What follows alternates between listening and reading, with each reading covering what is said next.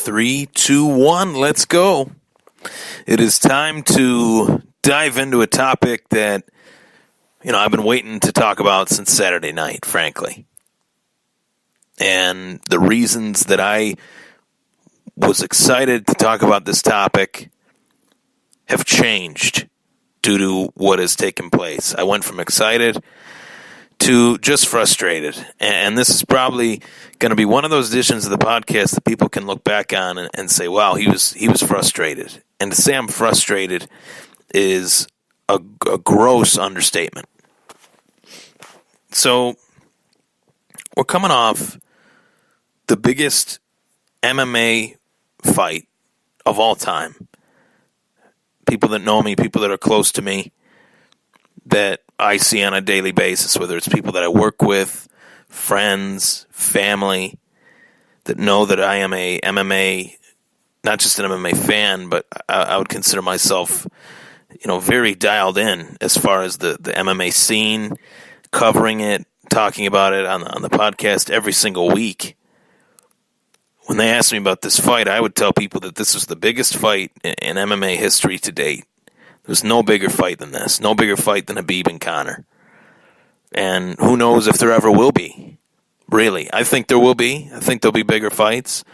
Time, we got here somehow, right? We got here somehow. We went from massive draws like Anderson Silva, GSP, to Ronda Rousey, to Conor. We've had lots of draws in this sport, in MMA. And notice I say this sport, and I'm going to dive into that 100%. Sport I put in quotation marks as of late. So whenever I refer to MMA as a sport, it will be in quotation marks, because that's really the only way I can just, give it that distinction right now, is if I put it in quotation marks. So much has changed, and it's largely due to the fact that the sport, in quotation marks, has gotten so much bigger due to guys like Conor, due to women like Ronda Rousey, due to the Floyd Mayweather fight. Floyd Mayweather has a hand in MMA's growth as well, of course, and that's one of the reasons largely why I think he took the fight. Because of that, he wanted to be one of those guys. As I watched this safe call on a Didi Gregorius ground out, looked like he was out. We're going to challenge that. Boston's challenging it, as I keep you updated on the Yankees-Red Sox game. Game 3 of the ALDS. Anyways, this sport has come so far, to events at the Rogers Center, to getting it legalized in New York State, which greatly affected me. The fact that the fights were not in New York State. It was one of the first podcast episodes I ever did, was that this sport is not in New York State. And you go back 4, 5, 6 months ago, where we had the Conor McGregor bus attack, where the dolly was thrown at the bus, the windows were shattered. There were some real disturbing images from that, and it was largely brushed under the rug. He appeared in court, he got his punishment, but soon thereafter, this fight was announced. 10 weeks prior to the official fight day, this fight was announced. So a couple months after that, Conor McGregor was actually rewarded for that behavior by giving him an opportunity to make more money in his fighting career. And Conor fans don't want to hear that right now. Conor fans want to hear that Conor, in this situation, in this aftermath of the fight, was a victim. And let me preface that again. They want to say that he was a victim. I'm not calling anyone out saying that. I've had friends say that they know they're biased. My boy Mike Gallardi said that too, a guy that I talk MMA with on Facebook all the time. But I've seen that a lot. I've seen that on Twitter. I've seen that on Facebook. I've seen that on Instagram, that McGregor was the victim in all of this. And that it's Khabib's fault. If and when something like this happens, the first thing that MMA fans wanted to do was they wanted to point the blame at somebody. They wanted to point the blame at Khabib. They wanted to point the blame at Conor. They wanted to point the blame at one of the two combatants in that octagon. The only person or people that you can blame is everyone. You can blame Conor. You can blame Khabib. You can blame Dana White. You can blame the corners of both Khabib Nurmagomedov and Conor McGregor for the fact that this happened, for the fact that this fight was a masterful performance by Khabib Nurmagomedov. This fight was his crowning moment in his career. Years, and I'm talking 4 years of build-up leading up to this fight where he told everyone that he was going to smash Conor. I will smash your face. I'll smash your boy. I can't do his accent, but you get the point. That he would go out there and dominate Conor. He goes out there and dominates him. And then he pulls a stunt like this to where that performance is forever tainted. And worst off, it allows chatter to be created that has no business being talked about, especially after the fight.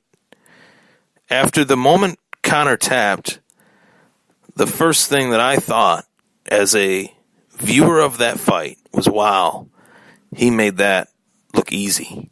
That was an easy night's work for Khabib Nurmagomedov. So there's no rematch. Why would they rematch right away? There's no immediate rematch, is what I told myself. There's no way that would happen. And then he does a stunt where he jumps over the cage, jumps out of the cage, jumps onto Dylan Dennis, and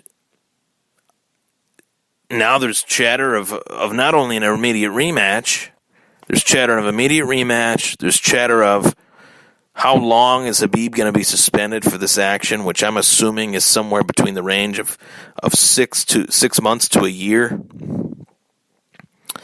And you wonder, if he's suspended for a year, then is the belt going to be stripped? Should it be stripped? I don't think so, to be honest. He won that fight fair and square. And as I posted today, you can take the fight away from him. You can make it a no contest. You can take his belt, make it a no contest, but you can't change that ass whooping that Conor McGregor took on Saturday night. Just like Daniel Cormier can't change the foot that hit his temple when he fought John Jones. You can't change that. The fans don't forget that. Despite what happens, we can't unsee the fact that Conor McGregor has probably some of the worst takedown defense / ground game capability that I've seen from a noteworthy UFC fighter. And I'm not trying to kick a man while he's down. I'm just stating my opinion and the facts of the matter. That Conor McGregor's takedown defense was horrid Saturday night. But you know what was even worse? His movement on the ground. The repertoire of moves that he had or didn't have on the ground led Khabib to tangling his legs time and time again on a takedown. And yes, in the third round, he did avoid some takedowns a little bit here and there, but it looked like that was a round that Khabib largely took off due to the fact that he was raining down punches on Conor in the second round. So it's very tough. It's very tough for me to hear people say his belt should be stripped when Conor didn't defend a belt for 2 full years.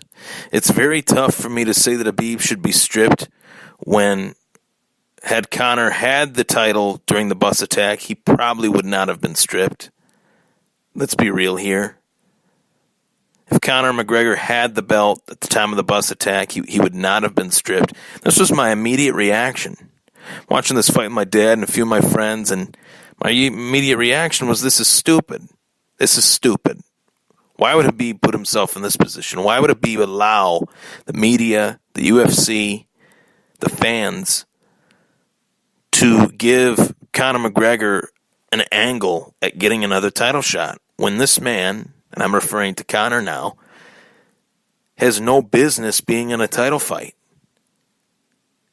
after that. If the champion is Khabib Nurmagomedov and they've just fought and Conor McGregor fought 20 minutes to a submission, he gave up. He didn't want to be in there with him. How can I tell myself that he deserves a rematch when he literally gave up on being in there in his only opportunity of being in there? That was literally the end result of the fight, him giving up on being in there with Khabib.